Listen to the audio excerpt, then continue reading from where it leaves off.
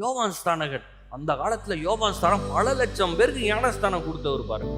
அங்க ஊர் உலகத்துல யோவானை பத்தி தான் எல்லாரும் பேசிட்டு இருக்காங்க. அவர் சொல்றாரு, நான் ஜலத்தினாலதான் உங்களுக்கு ஞானஸ்தானம் கொடுக்குறேன்.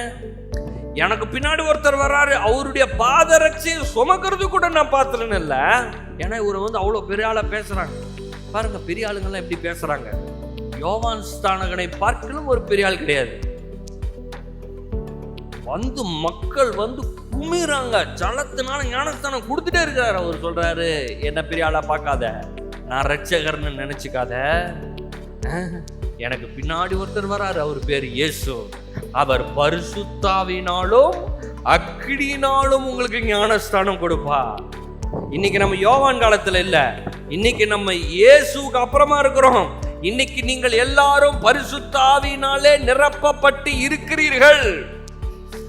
இயேசுவின் மூலமாக இந்த பரிசுத்த ஆவி உங்கள் மேல் வந்திருக்கிறது. உங்களை முழுவதுமா இந்த அபிஷேகம் நிரப்பி இருக்கிறது. இயேசுவை அன்றைக்கு புறாவை போல அப்படியே வந்துச்சுல, இன்னைக்கு புறாவெல்லாம் வர வேணாம், வந்தாலும் ஓகே. ஆனா நான் சொல்ற இயேசுவின் மூலமாக பரிசுத்த ஆவியானவர் உங்கள் மேல் இருக்கிறார், உங்களுக்குள் இருக்கிறார். இயேசு செய்த அதே அற்புதத்தையும் அதிசயத்தையும் நீங்கள் செய்வீர்கள். இயேசு சொல்றார், என்னிலும் பெரிதானவைகளை நீங்கள் செய்வீர்கள். இன்னைக்கு நான் சொல்றேன், இயேசுவை காட்டிலும் பெரிய அற்புதத்தை நீங்க செய்ய முடியும், நீங்க செய்வீர்கள்.